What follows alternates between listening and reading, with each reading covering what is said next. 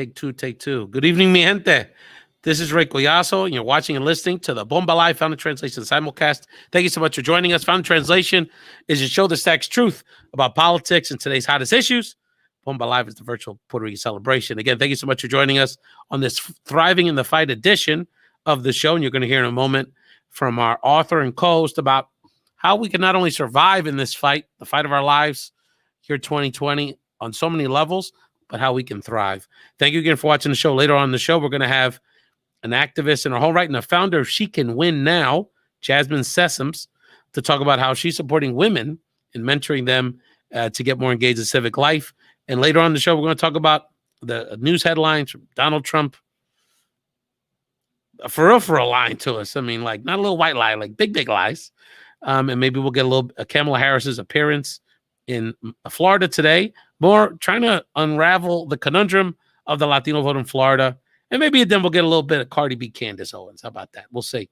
But to begin this conversation, to discuss about how we thrive in this fight going throughout 2020 and beyond, my co-host, and of course, the long-lost cousin, Denise Padin Collazo. Buenas noches, Denise. Hey, buenas noches, Ray. It's really nice to be here. Thank you. My tocayo, last name twin. Absolutely. People are like, wow, you're really, I mean, it is truly a family affair. It's like, well, I spoke to Denise's husband. Doesn't seem like there's a very close connection, but obviously we're all fam here. But Denise is a longtime activist, really someone that really is passionate about mentorship, community building, and now an author of her book that comes out in early 2021, Thriving in the Fight. So we're really excited to talk to you about that, Denise. Why don't we start this conversation? Look, we're going to get into, I know I want to share a few things about Trump's nonsense and kind of how we should try to process that at this moment in our history. Later in the show, talk a little bit about Jasmine and Denise, get their thoughts just about how we build coalition moving forward and some of these other news headlines. But let's start, Jasmine, Denise, with a little bit about yourself, how you got into organizing, and what led you to the point of writing this wonderful book that's in pre-order right now, Thriving in the Fight. I have been a community organizer and an activist really my whole adult life. And it really comes from the fact that I come from a long line of women who have fought against all odds to protect and help their families not just survive, but to thrive. And I've been a community organizer in California and Florida, across the country at the national level, run ballot campaigns and electoral fights and local organizing work around health and education and many other issues. As a Latina, as a woman of color, I just so often run across so many of the women, my hermanas who are out listening and watching, who are basically the backbone of our movement, whether you're in the labor movement or faith-based organizing, or if you're leading in a public school, you are leading into your vision, you are living into the fullest sense of who you are, and you are loving past all the negatives. And right now we have a lot of negatives. We've got COVID-19, we've got the racial reckoning that this country has been, long for many years avoiding, and our people and our children and our families are under threat. And so we need 100% of my hermanas and my sisters, Black and brown women from all communities, to thrive, to bring 100% of your creativity into this fight, that when we wake up every morning, every day, we're going up against some of the biggest giants who are making life harder for our kids and our families. So I wrote the book because I want to be an encouragement. I want women to know that I see you, I see the work you do. The work you do is important, and we need you in the fight, not just surviving, but to thrive. And one of the reasons I wanted to have you, Denise, on the show, that's very powerful, not only to share your powerful message in general, but in this time in our history, one of the things, and I'm very proud to say that this is a platform, Found Translation, Bomba Live, that simulcast, and our social media platforms are very much a platform for people who often don't get heard in the larger political conversation, particularly women, women from diverse communities. And one of the things that, we try to do in this show, and that's why we try to lighten it up and talk to artists and talk to people from spiritual leaders, different parts of our community, is that we want to also help our leaders, our advocates, especially those the core of our community, which is Black and Latina women that are really the foundation of our activism and our in so many of our community spaces, so that they can live a balanced life. We don't want to stress y'all out to death, Exactly. We want you to live healthy lives. So what in particular about what drew you to write this book specifically? Because you could have written it about a lot of sort of activist related topics, but you really are focusing this book on how to help our folks thrive during this crisis time and really achieve that life balance. So what about this moment led you to writing Thriving in the Fight? I was the first Latina and the first woman, period, to have a family and start out as a young organizer and stay in the work. A lot of what would happen is people would be involved in activism and organizing until about the time they decided they wanted to make a family or have a chosen family. And I raised my daughter. She's now a grown woman, and it was a lot because as Latinas, as Boricuas, as women of color, we carry outsized responsibilities both at work and at home. And I think it's really important to recognize that. Sometime the other day I was talking to a friend of mine. It was 9:30 in the morning. By that point, she had already, helped bathe her child, comb the hair, breakfast, driven the kids.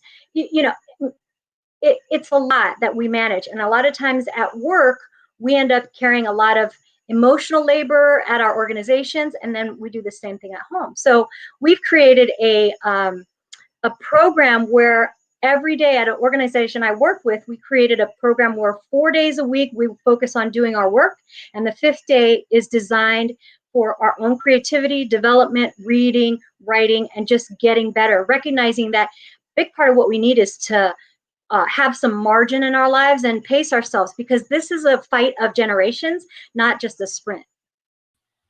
And you're listening and watching to Denise Padin Collazo, author, activist, community builder, mentor, someone that really has a passion for mentoring and supporting our folks, has done a lot of work in the faith area, which is something that we try to highlight here, because oftentimes, Denise, the larger political, ideological forces try to sort of pit our community against each other, even within our own community. And we try to build those bridges because while there's some difficult conversations around some of these more sensitive issues that are tied into our faith, we have a lot more in common than we have apart.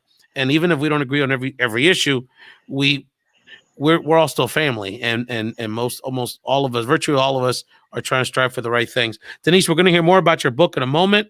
And again, we encourage people to go to DeniseCollazo.com and pre-order it. Denise, why don't you let people know, before we get to this first clip, I want to get your thoughts as well about the sort of Trump's Levis Revolu, sort of the rollout of this book and why it's important for folks to pre-order Thriving the Fight right now.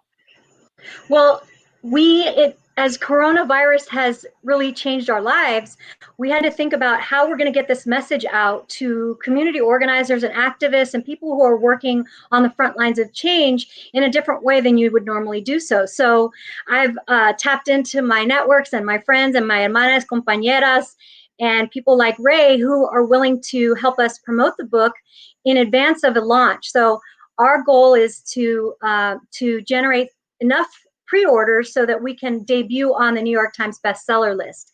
And so that's why we need your help right now to help get this message out to those women in your life and the people around you, school teachers and others who are on the daily leading the fight for change. So DeniseCollazo.com, please take a look around and see what you think. And as my father would say when he was on radio in the 70s, 80s in Philadelphia, Collazo spelled, do say it's slow, Collazo. So, and y'all should know how to spell Denise. So before we learn more about, we're going to hear later about some of Denise's, not only the book, but some of her organizing strategies and mentoring strategies to build community. And in a moment, we're going to introduce Jasmine Sessoms onto the program. But I did want to get to talk about some of the big news headlines of the week. In terms of going into this election, we're less than 2 months away from certainly the biggest election day of our lifetimes in the modern American history. But, what most people in the political class are talking about, or virtually most Americans are talking about, are these newest revelations from excerpts, not only excerpts from Bob Woodward's new book on Donald Trump, but actually audio tapes of his statement where he basically, well, y'all could hear it for himself. He certainly did not tell us publicly during those first critical weeks and months of the COVID-19 pandemic that was impacting the United States at that point. But it's pretty clear he knew what was going down. So let's hear this clip, and then we'll get some thoughts about how this impacts the race here on Found in Translation, Bomba Live Simulcast.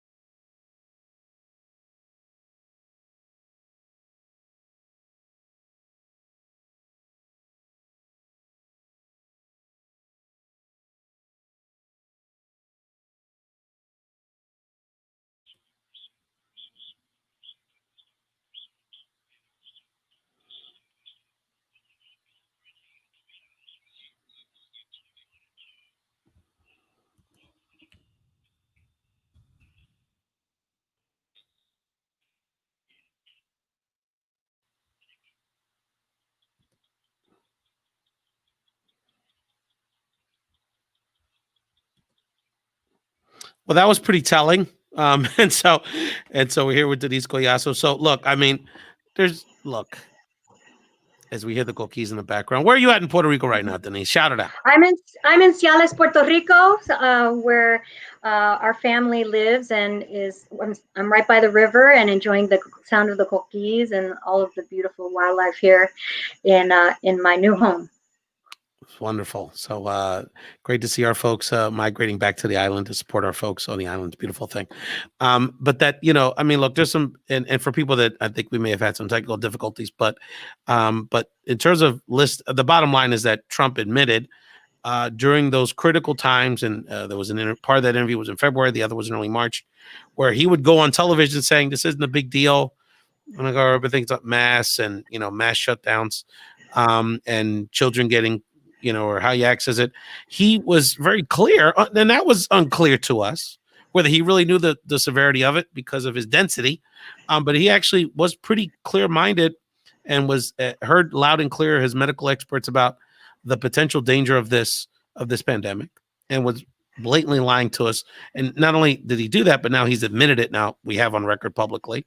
But I think it shows, and this is something, Denise, that one of the things I want our country to get out of this crisis time is that this really challenges this whole situation with Trump really challenges what I think was a bad stereotype of leadership could be, and what maybe what kind of leadership we should give as a country. Because this concept of, well, I knew he was a bad guy, but I thought he could do a good job.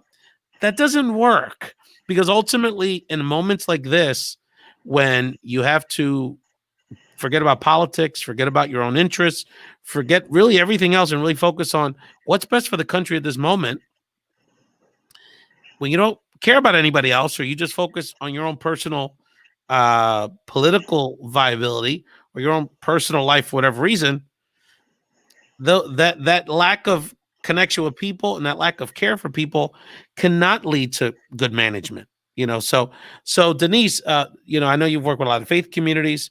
What does this moment teach us about that we should teach not only our own lives, but organizing lives about, this? We have to have a new way of thinking about leadership and politics. Well, you talk about faith, and when I think about the faith, most faiths have a basic tenet that you should love your neighbor as you love yourself. And I see here in Puerto Rico, everyone's wearing masks, and that's a way of showing that you love your neighbor, that you don't want to get that neighbor sick, and you want to protect that neighbor's abuelita who might be sick at home. And we know that Latinos right now, the biggest thing that they're concerned about is kids having to go back to school with COVID. And I think our communities are very astute. They see what's happening. They see that COVID has been devastating to unemployment. So many of our people are out of work in many, many industries. 84% of Latino parents are worried about the impacts of coronavirus when they send their kids back to school. So the Latino electorate and the men and women in our communities, we see what's happening, and we know that we're going to be the ones who keep our families safe. And that's part of why I think it's really exciting that we've got somebody like Jasmine on to talk about more women running for office, because if we don't represent our community, someone else will try to. And the big question a lot of people are saying is, and this gets into the Florida conversation we're going to have in a second, is, well, I mean, this is obviously amongst the most shocking things that have come out. I mean, even days ago, I mean, reports, we don't have it on tape, but pretty solid reporting. Nobody's refuted it. That, he called fallen service members losers and suckers and all the other nonsense, all those disgusting things. This is just the latest shocking thing he said of the week. So the question is, will this impact Trump? Well, it certainly can't help him.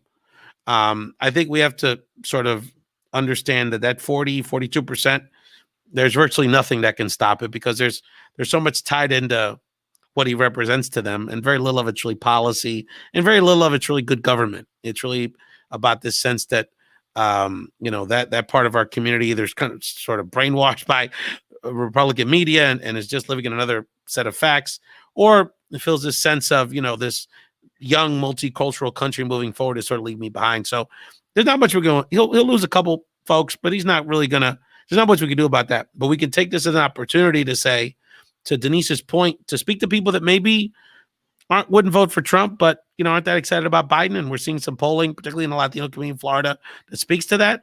He's still sort of an open slate to some folks to really speak about. Let's talk about the world you want to have, and you want to have a government and leadership that, even if they're not perfect, or you would maybe agree with everything on, is going to care about the concerns you have as a parent, as a worker, as a mother, as an activist, someone from your community, and is really going to have sort of, at least we're going to work from the same value set, even if even if other things maybe are not as congruent. And frankly, we've got to mobilize people that are from our community that have our same faith and values in the situation. So this idea that there's lots of people, particularly our younger people, particularly women in our community, that are in line with us, but they need not only to learn a little bit more about what Biden would potentially do, to have a better understanding of what his leadership approach is and his policies. And he's got all kind of policies related to our community that, frankly, very few of us have ever read. So we've got to get that information out in a way that's succinct and people can understand it. But, we've got to do the day-to-day hard organizing in the next 2 months to make sure that all of our young cousins and neighbors, those 18 to 24-year-olds and in that range, are registered to vote. We still have time for that, but not too much time in most states. And our vote by mail process, and that voting process this year, is really going to be a process. We're going to have to plan and really have to guide people through our state laws and the dynamics around COVID. Yeah, there's a lot to do. Really, when you talk about, there's so many people who are not engaged in using their voice and their vote. And the vote is one of those things that everyone only has one of. And it's one great equalizer when we use it. I think a big part of what we're seeing right now with I'm so excited about this emerging group of leaders. That's part of why I was so excited to write the book, because the new generation of leaders, they're not playing, and they are not going to wait their turn. They are leading. They are challenging our systems and demanding more of us as a country. Thank God for Alicia Garza, from Black Lives Matter, and the entire movement that has caused an awakening, not an awakening, but a reckoning in America about how we are treating one another, and how it is that some people's lives are being valued more than others. And in the book, I really, I have a whole chapter on naming, noticing, and disrupting anti-Blackness in our communities, our Latino communities, because that is a really important issue for us. We need to center the leadership of our Afro-Boricua, our Afro-Latina sisters, our Caribbean sisters, in order for us to actually become the country that we have always wished we were. It's been Black women and Black and Latina women throughout the ages that have been leading our country to actually be its fullest self. So we need you. We need you to continue to thrive and fight and don't give up. We need you. We love you. And the work you do is important. We see you and we're grateful for all the things that you do. Absolutely. We're gonna pause this conversation because we want to get Jasmine Sessoms from She Can Win Now into this conversation. Before we bring Jasmine onto the show, we're going to play a few clips of this hilarious. We're going to lighten it up for a moment.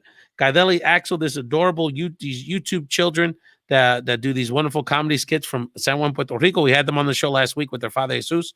So we're going to watch a few of these adorable clips from Guidelli Axel and come back and bring Jasmine Sessoms from She Can Win Now into this conversation here on the Found in Translation Bomba Live simulcast. We're a very special co-host today, Denise Collazo.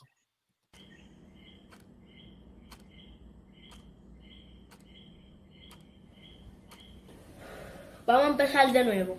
¿Cuánto es 2 más 2? No sé. ¿Cómo se llama esto? Eso es un 4. Así que 2 más 2 es igual a...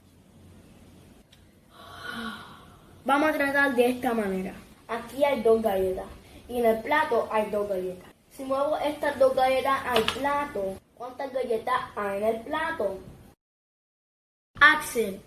Galletas. Axel, ¿cuántas galletas hay en el plato?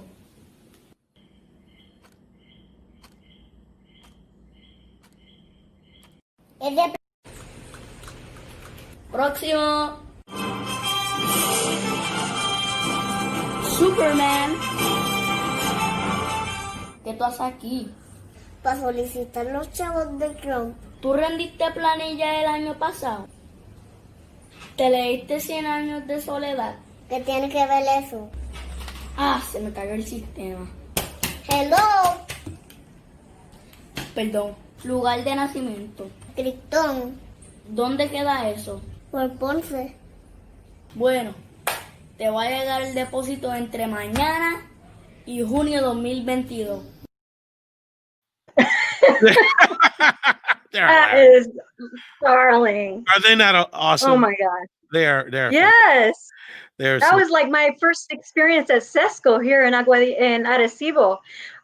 We spent like a day and a half to get my driver's license, so I could totally relate. I can imagine. So we want to bring into this conversation and talk about. We've been talking to Denise Collazo about sort of her organizing philosophy and sort of this age of the coronavirus, and obviously leading up to this election, how we not only support our organizers, particularly our women of color organizers, but help them thrive during this time.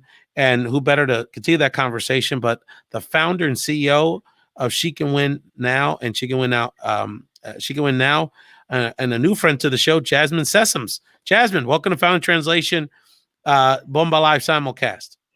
Hi, how are you? It's great to have you on the show, Jasmine. Why don't we start with tell us a little bit about you have so many, professionally, you have so many credits to your name, but you have a great passion for engaging women in civic engagement. So tell us about what led you to, you could be doing a lot of things this cycle, but what led you to founding She Can Win, and tell us a little bit more about the work you're doing there. So I founded She Can Win back in 2014. And basically it was just, I didn't see a whole bunch of people that looked like me in the legislature. And I was concerned. I wanted to know why. So I just started asking questions as to why there weren't a lot of women, specifically women of color, in elected office. And I asked a couple of women who were elected officials at the time, and they were very honest with me. They were like, this is really hard. It's challenging, fundraising. It's kind of an all boys club. There is no support for women, especially women of color. So at that time I was like, well, I wonder, I used to be a fundraiser. Well, I still am, but I used to be a big fundraiser. And I just said, I wonder if I could like start a program. And it wasn't really like a program at the time. It was just a thing. So two of my girlfriends wanted to run for office, and they didn't know much, right? They weren't being supported by the Democratic Party. And so they came to me, they knew I was in politics. I had worked on lots of races by that time. They were kind of like, can you teach us about politics? And I was kind of like, sure, whatever you want to know. And whatever I don't know, I'll go find someone that does.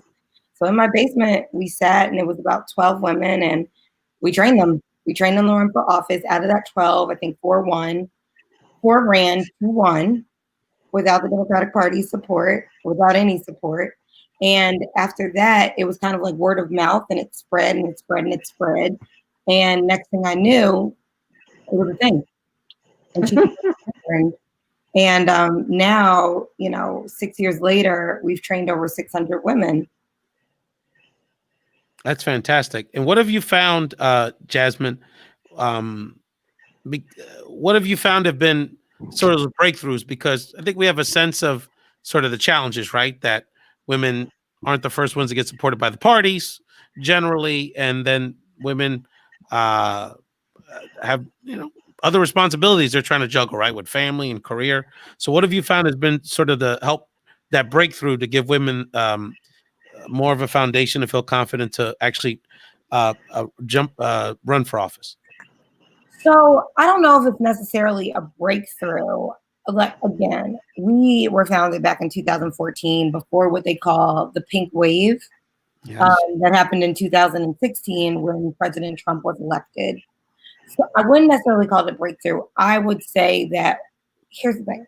Women, specifically women of color, they've been doing the work, right? They've been the ones registering people to vote. They've been the ones bringing their mama and their girlfriends and everybody else to the polls. They've been the one working on political campaigns, just not in leadership positions where they're visible. But women have always done the work, especially women of color. I remember when I was very young, going to the voting polls with my parents, but more specifically like my mom and my nana. So women have been doing the work, right? I think now they're just starting to move more towards the forefront where they want to take their rightful place at the table. And if you don't have room for them at the table, they'll just build their own table. And I think you're seeing more and more of that happen, right? But it's not necessarily like a new trend. Women have always been the backbone of politics. That's right. Specifically, women of color have been the backbone of politics. She Can Win just actually came out with a new t-shirt line and it's called Sisters of the Movement.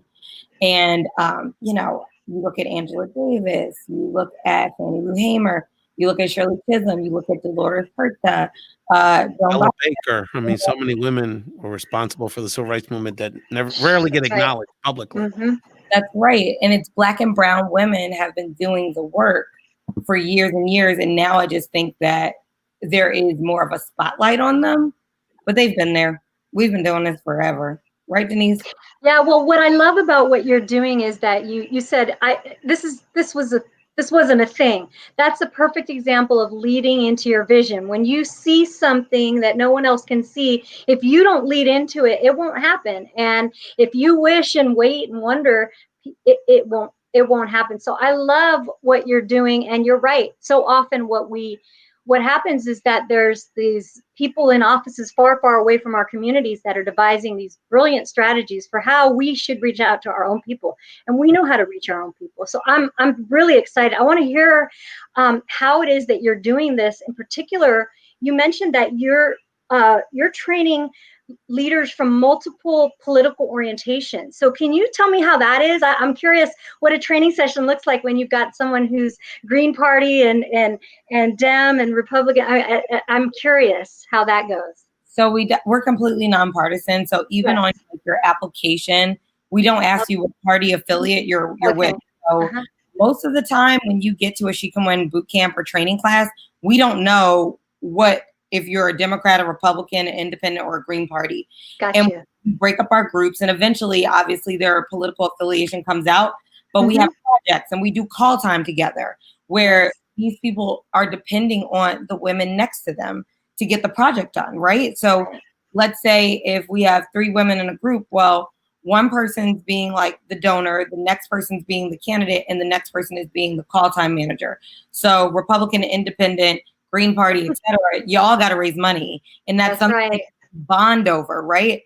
And so I think that brings down the barriers when you're doing something that no matter what party affiliation, you all have to do it and you're all working through and learning it together. And I think that that ground zero level before you get to the state house, before you get to city council, before you get to the school board.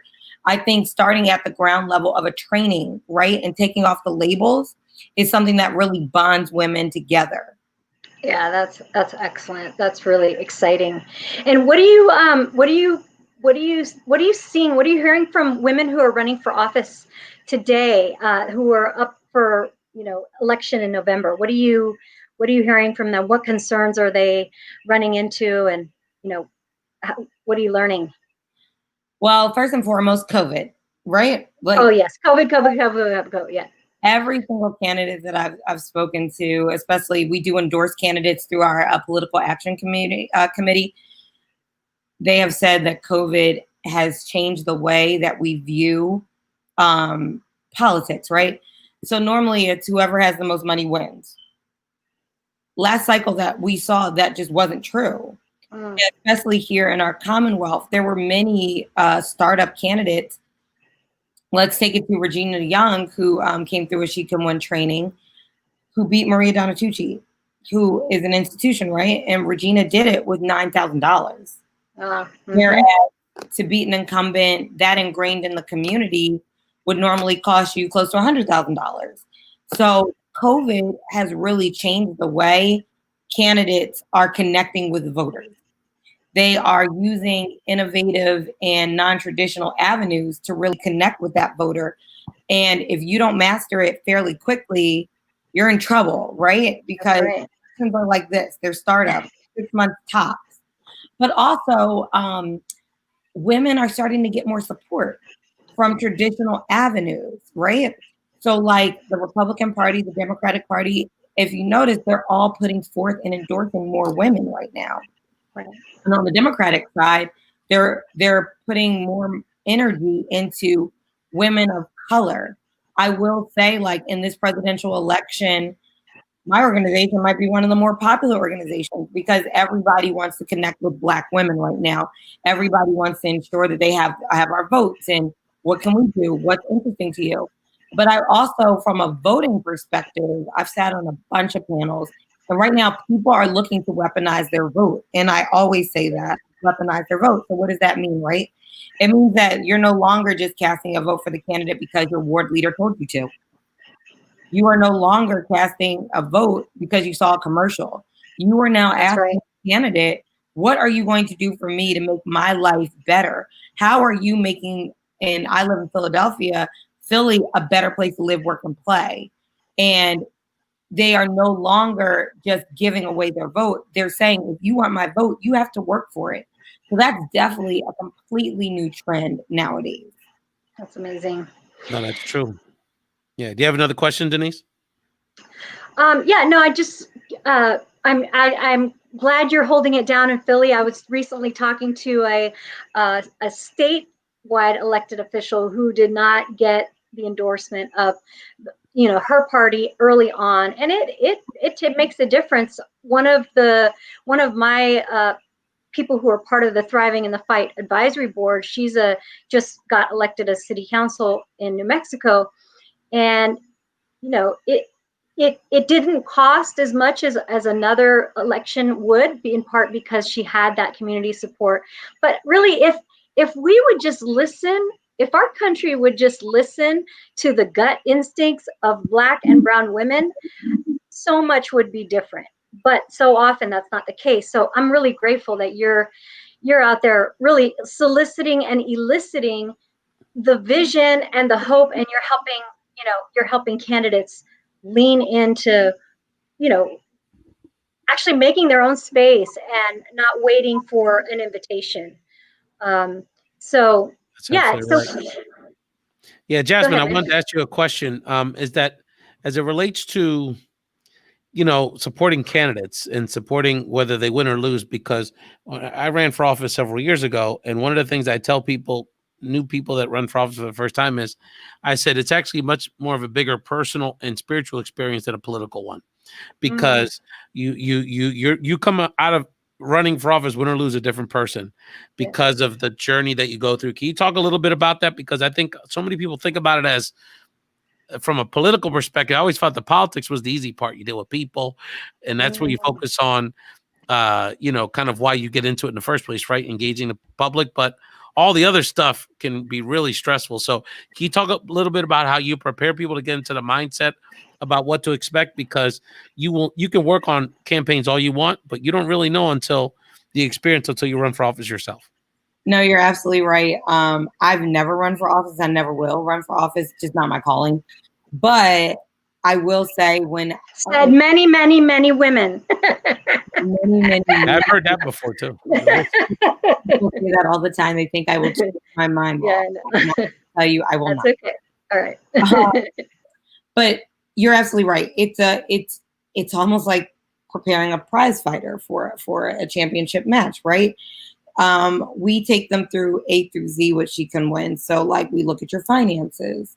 Like, are you financially prepared to run for office? Because it is a full-time job. And I'll talk just where we sit in the Commonwealth of Pennsylvania. Elections cost money and they are full-time jobs.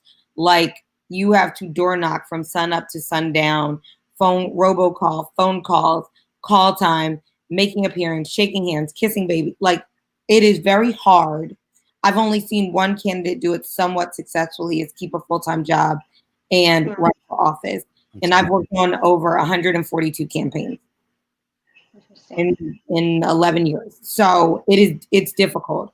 Most people have to quit their job. So first and foremost, we look at their financial situation and say, what are your bills? Do you have enough money saved up? Are you financially prepared to run for office? Because that is a stressor, right? And campaigns are already stressful enough. You do not need additive stress. Next week, we want to talk to your family. Does your family support you? Because having that support system is going to be so important when you are running for office. Who is your kitchen cabinet? Who are you talking to when you're stressed out? What are the things like that you're doing to unwind? You'd be shocked. The average person does not have a hobby. I know. These days it's crazy. Netflix doesn't count, Jasmine? True. No. Candy Crush doesn't count. No, the average person doesn't have a hobby. So one thing that we try to do is help our candidates find a hobby, right? Well, yes, exactly. Because kids taking care of kids and running, that's not a hobby. Not a hobby. That's what we do as women. We will do everything for everyone else. For everybody else and forget about ourselves. So that's something else that we stress. We teach about time management. And then we go into like, what is it to run for office? Fundraising, field work, organizing, volunteer maintenance, campaign management, your stump speech, your platforms. So we do all of that, but we also do the other side of how are you taking care of you and how are you truly preparing yourself to launch a campaign? That's right. Yeah, because then when you win, that's just the beginning. It's just the beginning. That's right. And by the way, when you lose, that's just the beginning. And that's the other part. That's true. There's a good chance you're not going to win that first time, but that doesn't mean you shouldn't continue. And how do you build off whatever the next step is? It could lead to other opportunities. I lost when I ran several years ago in Philadelphia, but now I'm the national political director for the largest Latino organization in the country. So it's like, it led to other things. But if I didn't embrace the challenge and embrace the next steps, then that wouldn't have led to my role in national politics. And I wouldn't have met and connected with people like Jasmine and Denise. So we're having a great conversation with two great leaders. And we're going to have a quick break. Jasmine, we're going to play a clip from a previous episode. We don't have a live music artist on this episode, but we're going to have a clip from one of our great divas that comes on the show on occasion to provide her gift of singing. Heidi Ann Rosa from Rochester, New York. I not only wanted to play a clip from Heidi's recent performance on the show because she has a wonderful voice, but has a very powerful spiritual message in her music, but also want to give a lot of love to the community in Rochester, New York, that's dealing with a lot of issues now and looking for justice and demanding justice for the loss of Daniel Prude and the Prude family who's going through some terrible times up there. So let's hear this clip from Heidi. And when we come back, Jasmine, I got friends all over the country, particularly our Southwest friends are very worried about Pennsylvania. So I just wanted to see if you could just give our folks a little thumbnail. And then I'm going to do the same thing with Denise about the great state of Florida. So let's hear Heidi sing some inspirational music to us. And we'll come back with Jasmine Sessoms and Denise Collazo here on the Sound and Translation Bomba Live simulcast. My strength, my God, my love, my life, you're all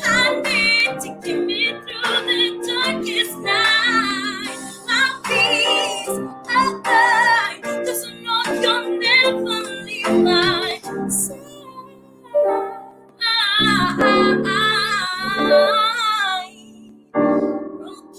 and confused, nothing left to lose. Oh, I just feel like there's no close. I'm sure it's all over now until I think of you. Heidi Rosa, that was so beautiful. Wasn't that beautiful? Lovely. That was beautiful. With Denise and Jasmine, no, Heidi's a fantastic talent. Jasmine, so can you help people get off the ledge about Pennsylvania, or maybe you want them to get on the ledge? So, for people that don't know some of the dynamics here, Jasmine and I have been in campaigns in Philadelphia and Pennsylvania for a long time. So, Jasmine, obviously, no one expects this to be a blowout either way. It was very close. Pennsylvania is an interesting state because off elections, it can get very red, particularly with governors and statewide elections. We have a very conservative, one of our senators is a very conservative Republican. We currently do have a Democratic governor now, but again, it's, off cycle. It's a toss up. It generally has been since 2016, pretty blue and presidential since the 80s.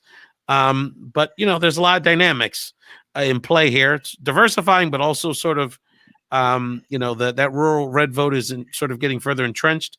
So, Jasmine, give people a thumbnail of what you see as what's happening here in Pennsylvania for folks to understand. Pennsylvania, again, we are truly a swing state. We can go either way, right? And I don't know. I wish I did have a prediction. We truly can go either way. I do see a lot of people fired up for Vice President Biden and Senator Harris. They are doing a really hard push here in PA. VP Biden has his campaign headquarters here, downtown Philadelphia.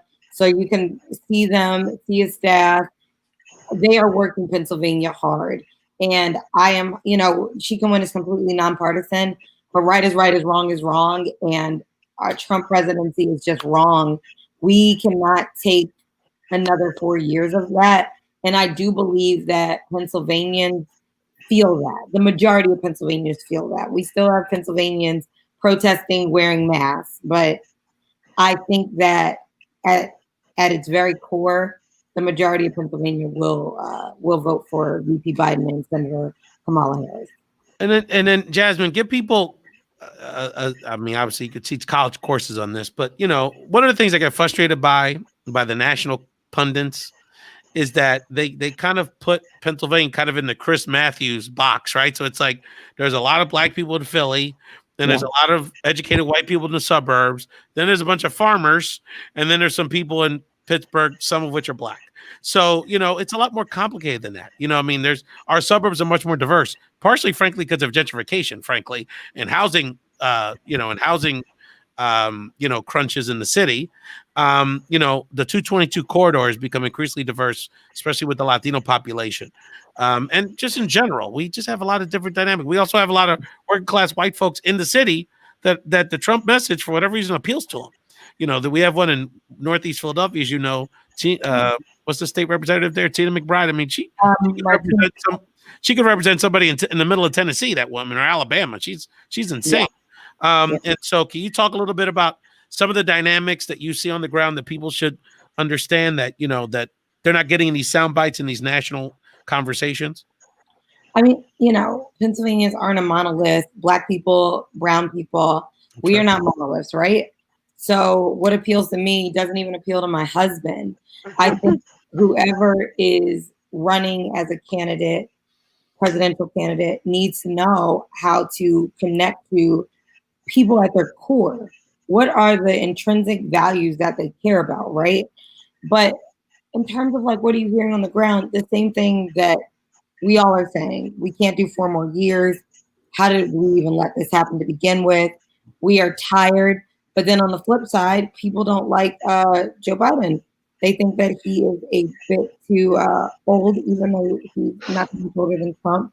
They think that he doesn't have a good grasp. They think he won't do things for them. And I've even heard black people say that.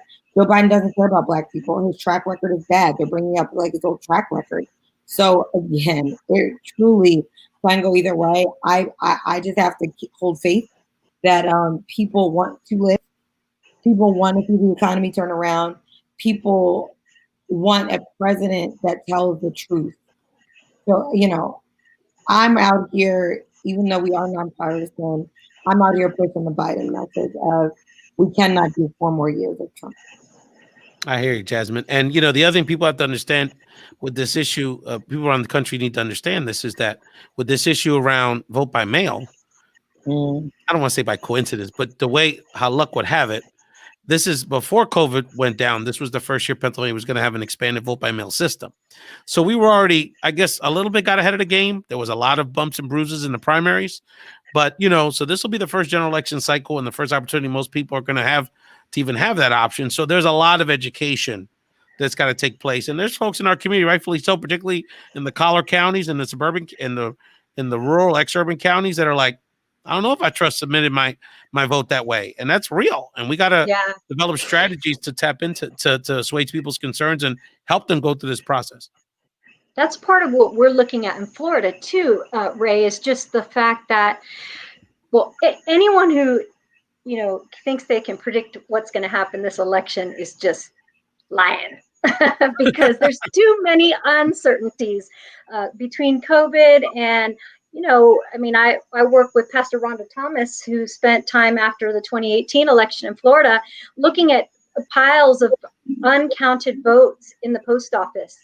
So there's 2.4 million people in Florida who, if they want to vote by mail, they have to have a printer.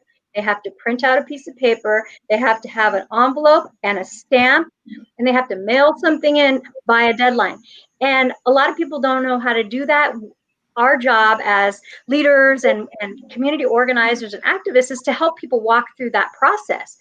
I also think a big challenge in Florida, and I think across the country, is going to be that even my daughter, who grew up, sorry, honey, but she grew up attending community organizing actions and campuses and this and that. She said to me, Mom, I'm not sure I'm voting this time.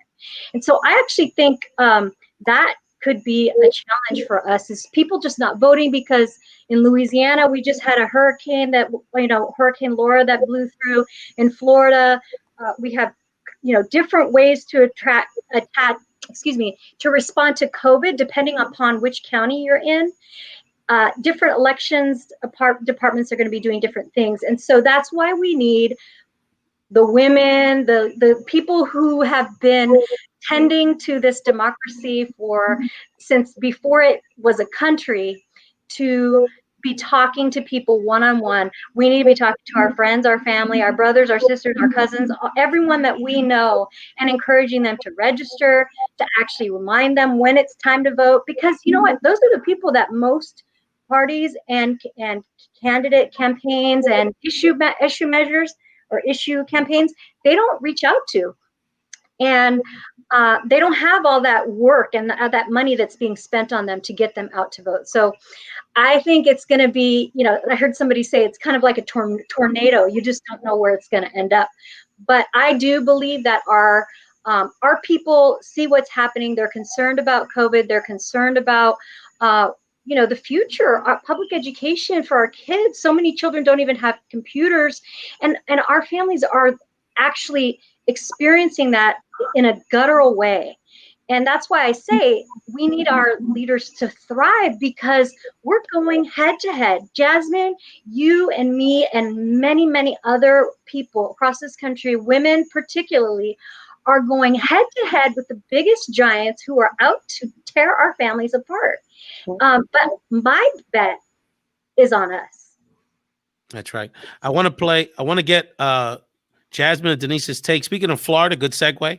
Vice presidential candidate, of course, California Senator Kamala Harris was in Miami today talking to African Americans and had an opportunity to make a pit stop at a Venezuelan restaurant, to the surprise of a lot of Latinos and delight a lot of Latinos in South Florida. Let's hear a clip from the Senator Harris's stop in Miami, and I want to ask Jasmine and Denise their thoughts about how Blacks and Latinos should be thinking about working together in this cycle and moving forward.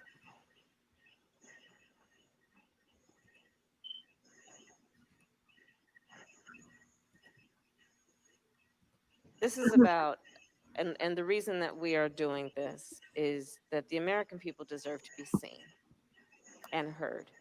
And if their government is going to be at all relevant to their lives, it is because we do this in response to their needs. And the thing about Joe Biden is that he understands that the expression of strength of a human being and of a leader is not measured by who you beat down, it's measured by who you lift up. So the question I have, and then after that, she went to a Venezuelan restaurant in Doral, which is a very, people know it's like Little Caracas, and down in South Florida, in a community that's really up for grabs. And, some are concerned maybe leaning towards Trump because of this, this messaging that Trump's team has been very aggressive about as well. Democrats are socialists, communists. You left Venezuela because of Maduro. Now you're going to get Biden. And so I think that was very strategic, and that surprised the parents to pick up some empanadas de pollo. So why don't we start with you, Denise? Obviously the African American, Latino, and Caribbean coalition in Florida can be very powerful. We saw that during the Obama races, and the potential's there, but there's obviously some challenges in organizing a very diverse population. So, what are your thoughts around Senator Harris being a bridge for the Biden-Harris ticket to engage more African Americans, Caribbeans, and Latinos in this election? Yeah, it's really good. If you think about Latinos right now are about 59 million of the US population. Between Black and Latino families, we're around 100 million people of the 300 million people in this country, or maybe 300 and change. And so in my book, I talk a lot about the importance of Latinx and African American, Afro-Caribeños, us working together, not because it's politically important, which I believe it is. I believe that the road to the White House runs through the Black and brown communities in our country. But I think the reason it's so important for us to work together is because we can't be whole people unless we do. And so I think to the extent that any candidate can identify as an immigrant, that helps reach out to Black immigrants, to Latino immigrants. So I think that, Kamala Harris laying herself out as an immigrant is something that I think is a smart move politically. And I think, I think that's the key to our liberation is it really rests in the power of Black and brown women. So I'm curious what you think on this, Jasmine. So for me, here's the thing. She's definitely going to bring Black and brown people out, people that might have been on the fence about, like, I don't really like Biden. It's more of the same old of an older white man running our country. She will pull those demographics, the HBCUs, historically Black colleges like I went to, being in a sorority, we're in the same sorority. So there is this like finite group of women, specifically Black and brown women, that are going to support him because we see ourselves in her, right? Yes. And when you see yourself in somebody, it is automatically identifiable. And that is going to be like kind of like their superpower. But on the flip side of that, I can honestly tell you, those women were already engaged. Those women were already voting. Yeah. Those women weren't only just voting, but they're making sure stuffing envelopes, making t-shirts. And let's keep it real. A lot of those women are the ones that made the call that Biden was the way to go in the primary. So, yes, she's going to energize, she's going to excite, but those people were already civically engaged. We have to figure out, how are you reaching those people on the sidelines, as you said, or those people that are still on the fence? Is Senator Harris that superpower for them? Is she that honey? Is she that glue or the tape that can bring those people in and make it stick to the Biden-Harris ticket? Yeah, no, and I encourage people to look up Chuck Rocha, who led, who was one of the senior advisors for the Bernie Sanders campaign and was credited, rightfully so. He's got a new book out, The Bernie, the Chronicle. They were able to mobilize the Latino vote for Bernie and really that really helped Bernie be much more competitive this cycle. with voters of color, but that, you know, he's got a very critical analysis of the Biden campaign, an article that came out in Vox today, because he doesn't see, and I think we all can kind of agree that there hasn't been a significant amount of investment in mobilizing the Latino vote. And you were seeing these polling numbers, which are looking a little soft and around the country generally, but really in Florida, it's borderline alarming with some of these numbers. There's time, because I think a lot of people, frankly, don't get focused on this till toward the end. But also, you know, there's going to need to be a lot of investment in talking about those issues. You know, we've seen some polling in Pennsylvania, for example, that what Latino voters want to hear about in Pennsylvania is this conversation you were discussing, Denise, around educating our children and how that relates to COVID, and just how it relates to the education of our children in general, because most of our children are not in school situations that are ideal and really up to the caliber that our children and all families deserve. So there's a lot of work that needs to be done in a short period of time. Ray, I was just looking at some polling that shows that while, you know, just because a Latino voter may not approve of Donald Trump does not necessarily translate to supporting the other party. So that's something to pay attention to. It just being against something is usually not enough. No, people want to hear more, and want to hear what we're for. That's right. And, you know, and if the vice president doesn't define himself, the other side, despite their lousy budgeting practices, will have enough money with super PACs and everything else to define him for us. We've had a wonderful conversation with Jasmine Sessoms of She Can Win, and Denise Collazo from her new book, Thriving in the Fight. Let's start with you, Jasmine. Any final thoughts you have for our Found in Translation Bomba Life community, and let people know how they continue to support She Can Win? Go vote. Vote early, vote often. And I always tell people, go vote like a Black woman. Early. No doubt. Black women, if we get saved on this one, Black women will be the salvation. Yeah. So it's so funny you say that, because yesterday I want to shout out. Well, I don't know if she wants us to announce it publicly, but a good friend of mine in North Jersey reached out, a Latina, dynamic lawyer, reached out to me literally today and said, you know, I'm thinking about running for school board in my community. And, you know, do you have any resources I can tap into? I said, it's funny you say that, because I'm going to have Jasmine on the show tonight. So hopefully she's watching, and we'll definitely connect you, Jasmine. She's fantastic. She would make a great candidate, and we're going to continue to support you. And obviously, locally, we're going to work together. Not only is the census still in the mix, which is going to have, we're very concerned about that. Probably have dedicate some time to the show next week on that. But Jasmine and I are going to be working a lot on redistricting next year together. Shout out to Fernando Trevino, who's going to be our conduit with that in Pennsylvania. Denise Collazo, again, an activist. Any final thoughts? We loved hearing the cookies in the background. It's been very therapeutic. Thank you. Thank you. And tell us again where we can order the book and how we can support Thriving in the Fight. We're encouraging people to pre-order the book on any platform except for Amazon, because Amazon has been really bad to our communities, Latino Black communities. And so we're encouraging you to go to denisecollazo.com, or you can look up thrivinginthefight.com, pre-order the book, give it to someone as a present, and all the proceeds for the book are going to be for Latina organizers. That is a fund that will be determined by Latina organizers. So we really want to thank you for your support. Thank you, Ray. Jasmine, it was a blast meeting you. I want to talk to you more. So you got to keep these conversations going, Jasmine. We need you to be part of the regular rotation. You bring a lot to the table, and so I just want to thank everyone again. Want to thank our Twitch audience. This was actually the first episode we were on Twitch. Hey. So for all you gamers out there, we're supporting you as well. So at Bomba_live. So in between, you know, all the games that people play on there, you can check us out on Twitch as well. And we're gonna again thank you, Jasmine Sessoms, and my co-host for tonight, Denise Collazo. Thank you, Denise. Thank your husband for making these arrangements to have you on the show. We're actually gonna take us out with a recent performance on Bomba Live from Maria Isa, who actually is not only a tremendous activist in her own right, personal friends of George Floyd, a Puerto Rican, a Latina in Minnesota who knew George Floyd personally. So she did this bomba, which is a native Afro-Puerto Rican rhythm, in homage to her late friend George Floyd. So thank you, Jasmine. Thank you, Denise. And we're going to take us out with a great performance from Maria Isa. Thank you so much. Thank you. Fuego, que fuego. Si no pone la gente se va a quemar. Si no pone la gente se va a quemar. Fuego, fuego, Minnesota. Fuego, fuego, Minneapolis.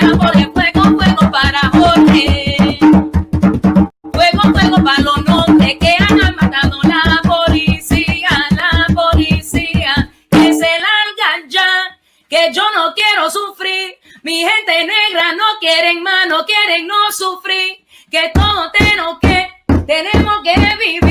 vivir con unidad y no van a sufrir. Ay, como duele.